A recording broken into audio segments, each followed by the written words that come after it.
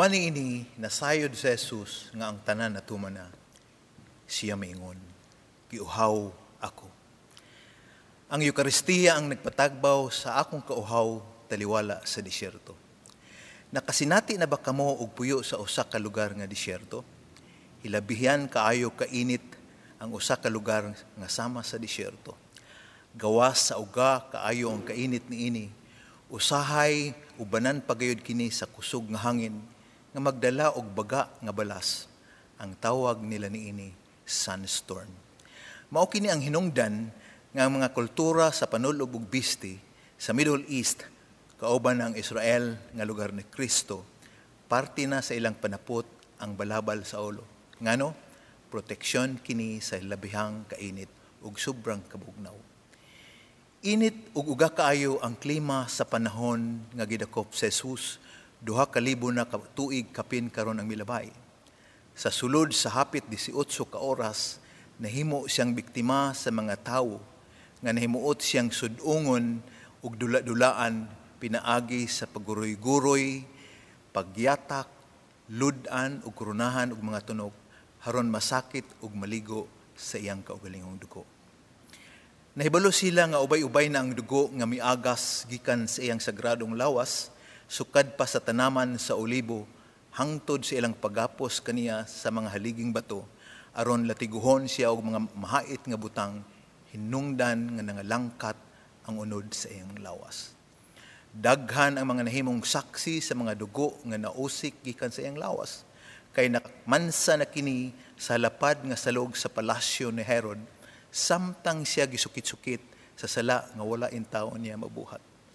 Sa iyang pagpasan sa cross sa pipila ka oras, ilalom sa nagbaga ug ugang akainit, dili lamang dugo ang midagayday gikan sa iyang sagradong lawas, misagol usab niini ang iyang sagradong singot.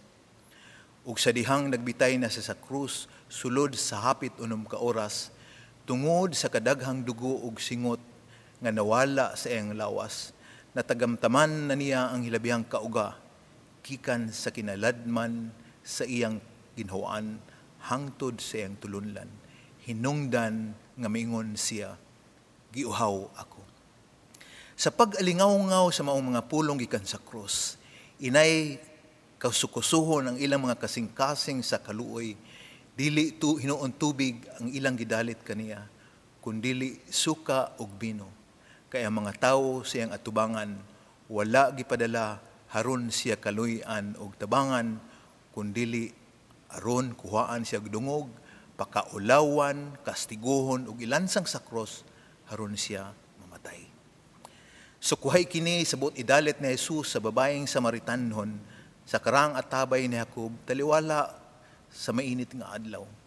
Sa Ebanghelyo ni Juan maingon si Jesus sa babaye, kung nasayod ka pa lamang sa gasa sa Dios ug kung kinsa kining nagaingon kanimo, paim na rako, mangayo kagayud unta kaniya ug ikaw hatagan niya tubig nga buhi. Kay ang tubig nga akong igahatag kaniya, mahimong diha sa sulod niya, usa ka tubod sa tubig nga magatubo ngadto sa pagkakinabuhing dayon. Ang pag-uhaw ni Jesus diya sa krus, tilimadon usab sa nasulat sa mga pulong sa Salmo nga nagaingon, kanako na naghatag sila usab og apdo nga akong pagkanon, ug sa akong kauhaw gihatagan nila ako og suka nga pagaimnon. Mao kinang hinungdan nganong ang Ebanghelyo ni Juan nagaingon, nasayod si Jesus nga ang tanan natumana. Apan sayod kitang tanan nga dili lamang tubig ang gipangitan ni Jesus sa iyang pagkauhaw. Giuhaw usab si Jesus nga magkayusa kita sa atong pagtuo ug gugma kaniya bilang atong Dios. Giuhaw usab siya nga magkayusa kita sa atong gugma ug kaluoy, mercy and compassion ngadto sa atong isikaingon. Ug labaw sa nga tanan, giuhaw usab si Jesus nga unta magkayusa ang mga pamilya diha sa Eukaristiya aron makabaton kitag kinabuhing dayon. Susama kang Jesus, aduna kitay mga nagkalain-laing mga kauhaw sa atong kinabuhi nga buot natong maalim.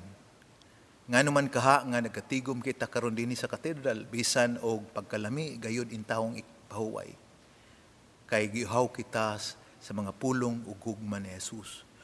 Ug ano man kaha ang uban daw nalansang at tubangan sa mga telebisyon o mga radyo sa ilang mga balay o mga hospitals, haron maminaw lamang sa Siete Palabras, tungod kay aduna kitay kauhaw nga Dios lamang ang makatagbaw.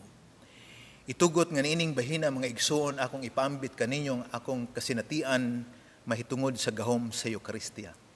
Bunga sa akong pagpangita og makaayom sa akong kauhaw taliwala sa disyerto. 25 katuig akong nagtrabaho sa Saudi Arabia.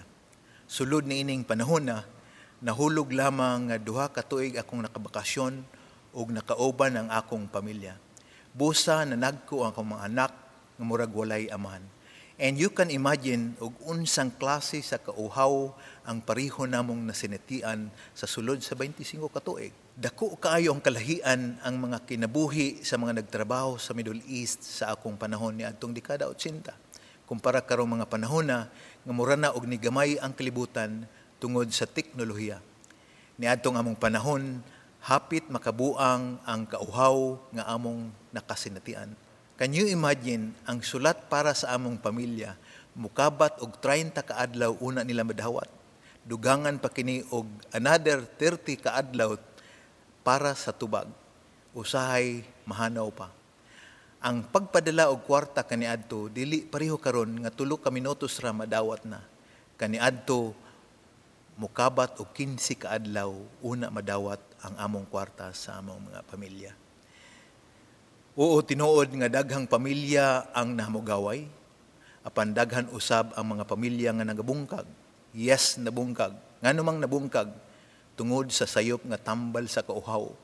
Kauhaw sa pag-atiman, kauhaw sa gugma, ug kauhaw sa salapi ug uban pa.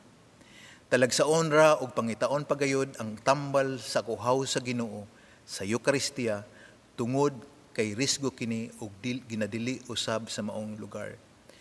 Apan pinaagi sa grasya sa Ginoo ug sa akong desisyon nga mangita gayod ug para kanako nga maoy makahatag og katagbawan sa akong kauhaw taliwala sa disyerto, nakaplag ako og komunidad.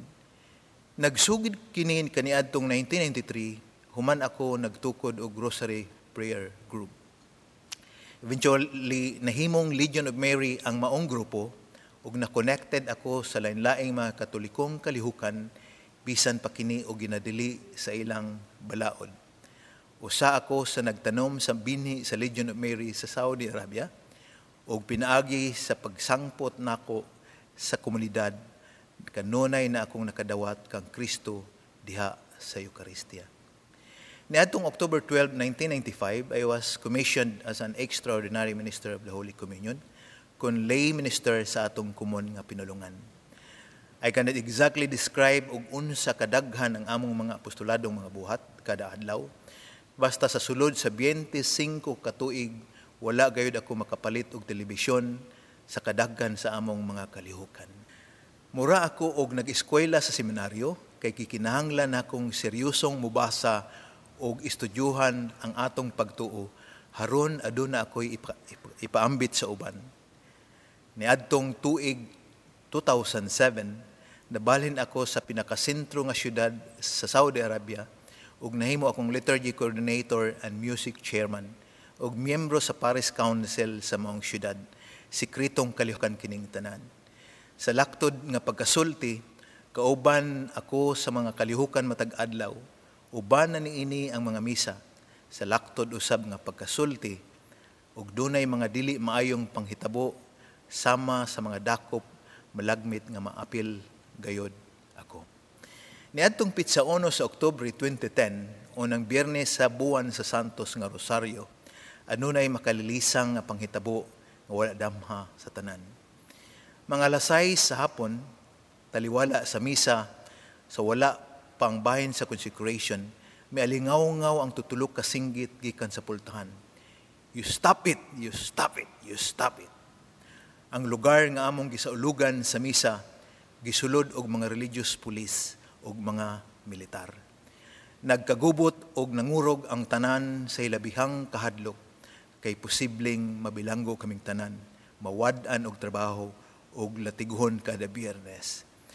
Sa akong daklit nga pamalandong, samtang nagpaabot ako sa sunod nga nila nga buhaton kanamo, nakahinumdum ako sa panahong gilimod ni Pedro sa Jesus.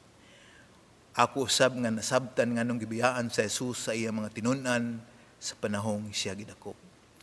Taliwala sa akong pamalandong, kalit nga giuyog ang akong abaga sa usa sa mga religious police ug mingon, "You go out." Wala ako makasabot sa akong gibati, malipay ba o maguol. Tungod sa among hidaghanon, ang mga otoridad namili na lamang og pipila ka buok ang dakpon. Among nadiskubre human sa ihap nga 12 ka buok ang gidakop, ika-13 ang pari. Nakita namo nga kini simbolo sa 12 ka apostolis ni Kristo, ika-13 usab si Kristo. Usa ka maayong tilimad-on nga kabubuton sa Dios ang nahitabo. Samtang dautan na ang mahunahuna sa tanan ug ang pagkaalaot sa kinabuhi para sa nadakpan, ang among mga kaguol sa kalit na islan o gilabihang kalipay kay sulod lamang sa 6 ka oras amo nang nabalitaan nga sila pagabuhian. In short, sunod buntag, gibuhian silang tanan, apil na niini ang pag-uli sa tanang gamit sa misa nga ilang gikumpiska. Usa kini katalagsaong panghitabo nga namantala sa unang higayon sa kasaysayan sa katolikong kalihukan sa lugar nga walay kagawasan ang pagtuo sa Ginoo. Ang Eukaristiya nagpakita og talagsaong gahom nga tungod sa maong panghitabo, ang mga high profiles na embahada sama sa UK, Irish, France, Belgian, US ug uban pa sa maong syudad nihatag og espasyo para sa dagkong katolikong tigom sama sa pagsaulog sa Eukaristiya. Human niadtong hitabua, wala na gayud in taon kami nagproblema sa mga dagkong tigom sa pagsaulog sa Eukaristiya, kaya naa na ang mga embahada. Usa kini kapamaagig kan sa Dios nga ang pagkuuhaw sa pagdawat og Eukaristiya sa mga OFW taliwala sa disyerto mahatagan gayod og katagbawan. Pangutana: sa mga lugar nga ginadili ang Kristyanismo, ngano man nga risgo gayod ang uban para sa pagsugal sa ilang kinabuhi, madawat lamang si Kristo diha sa Eukaristiya. Usa kini kadakong hagit kanatong may mga kagawasang mudawat sa Eukaristiya bisan unsang orasa. Human niini nasayod sa Jesus nga ang tanan natumana, mingon siya, "Giuhaw ako."